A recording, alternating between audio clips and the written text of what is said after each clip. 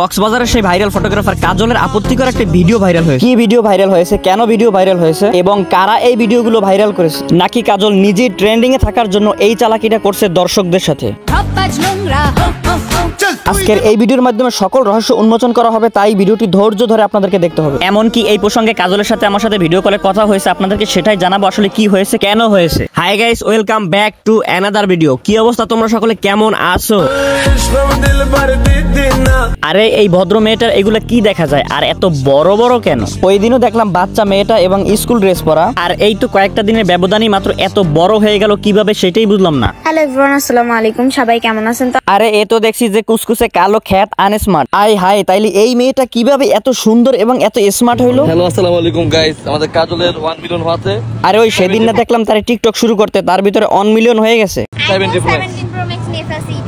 আরে সর্বনাশ ভাই, এদি দেখতেছি আবার আইফোন 17ও ব্যবহার করতেছে। এত টাকা কই পায়? আপনাদের দোয়া এবং ভালোবাসায় অনেকে মনে করবে যে এটা স্টিকার লাগানো না, গাইস এটা রিয়েল, দেখেন একদম জেনুইন। হ্যাঁ, একদম অরিজিনাল। যে পয়েন্ট, কিছুদিন আগে যখন আইফোন 17 লঞ্চ হয় তখন শান্তি রহমান চলে যায় কক্সবাজারে, আর তখনই সবাই বলাবলি শুরু করে যে হ্যাঁ, শান্তি রহমান চলে গেছে কক্সবাজারে এই আইফোন 17 নেওয়ার জন্য। আর এই আইফোনের এত টাকা দাম যে এটা যেন তেন কোনো মানুষ চাইলেই কিনতে পারে না। আর সেই আইফোন 17ই কিনে ফেললো কাজল। এর ভিতরে তো বড় ধরনের কোনো রহস্য আছে, আর এখানে যে কোনো কিন্তু রয়েছে সেটা সকলেই বুঝবে, ভালো মানুষ কেন পাগলও বুঝবে। আর ঘটনা যদি এরকমের কিছু হয়ে থাকে তাহলে অবশ্য ভিডিও ভাইরাল হওয়াটা বেশি অস্বাভাবিক ব্যাপার না। দেখেন, এই হচ্ছে রিয়েল কাজল, এই হচ্ছে কাজলের অরিজিনাল ফেস এবং অরিজিনাল চেহারা। আয় হায়, এ কে কাজল না? আরে বাহ, এ তো দেখছি বড় ধরনের ধান্দাবাজ। ওই হই, ইনকাম তো ভালোই হয় না? আচ্ছা, এটা কি কাজল নাকি কাজলের যমজ বোন? কাজল হয়েছে কালো আর এনি হয়েছে ফর্সা। আরে ভাই, এ তো জায়গায় পড়লি, আমি তো বিশ্বাস করতে পারতেছি না যে এটা কি কাজল নাকি কাজলের যমজ বোন। দেখেন ভাই, যে মানুষকে এই লেভেলের ধোকা দিতে পারে তার কি আইফোন 17 কেনাটা ব্যাপার? দেখেন ভাই, এমন সাজছে যে ওর অরিজিনাল ফেসটাই চিনাইতেছে না, মানে এটা যে কাজল নাকি অন্য কেউ সেইটাই বোঝা যাইতেছে না। এই ভিডিওটা দেখেই বোঝা যায় যে বাংলাদেশের অনলাইন বিজনেসটা কতটা অথেন্টিক এবং কতটা অরিজিনাল।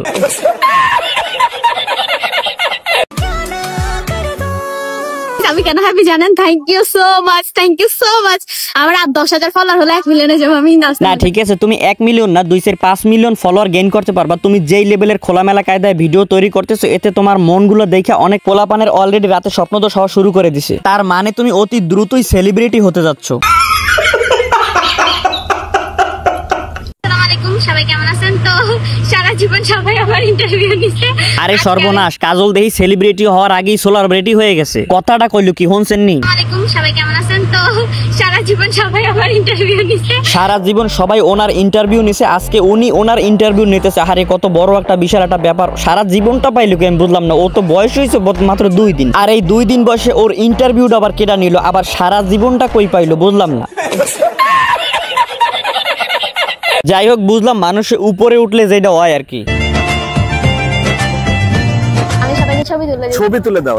এই ছবি তোলা দিয়ে নিয়ে পর্যটকদের অনেক অভিযোগ আছে তার বিরুদ্ধে। এই ছবি তুলে দিয়ে তোমার কি কোনো লাভ হয়? মানে কেউ কি তোমাকে ছবি তোলার জন্য কোনো পারিশ্রমিক দেয়? হ্যাঁ, আসলে যার মন চায় সে দেয়, যার মন চায় না সে দেয় না। অনেকে এইটা একটা ডাহা মিথ্যা কথা। এর থেকে ছবি এবং ভিডিও করাইতে হলে পার ভিডিওতে 100 টাকা করে দিতে হবে। অনেকে দেয়। এটা কি তোমার বিজনেস, মানে ব্যবসার জন্য করো না ভালো লাগা থেকে করো? ভালো লাগা থেকে। মানে ভালো লাগা। আবারও একটা মিথ্যা কথা কইলো, ভালো লাগা থেকে নয়, সে আসলে ব্যবসার জন্যই করে এবং এটা তার প্রফেশন। ভালো লাগা থেকে করো। অনেকেই হচ্ছে যে পয়সা দেয়, কেউ দেয় না। মানে আরে ভাই, যেই পরিমাণে কাজলের কাছে প্রতিদিন ভিড় লাগে থাকে, এই কাজটা কি আপনার মনে হয় এত পরিশ্রম কি কাজল কখনোই মাগনা এবং ফ্রিতে করে দিবে?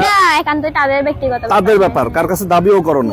কাজলের বর্তমানে যেই পরিমাণে স্পন্সর আছে এবং যেই পরিমাণে ভিডিও শুট আছে, ব্যস্ততা আছে, এগুলো নিয়ে কাজলের আসলে এই কক্সবাজারে বিচে আসলে তার আসা দরকার হয় না, কিন্তু বেনিফিট ছাড়া তো আর আসে না। অবশ্যই এখানে বেনিফিট নেওয়ার জন্যই আসে। এই সময়টা যদি অন্য কাউকে দেয় অবশ্যই সে তাকে বেনিফিট দিবে। তবে এই ইন্টারভিউতে কাজলের কথা কতটুকু সত্য এবং কতটুকু মিথ্যা তা আমি জানি না, কিন্তু আমার কাছে মনে হয়েছে যে আসলে সব কথাটুকু অথেন্টিক পিওর না।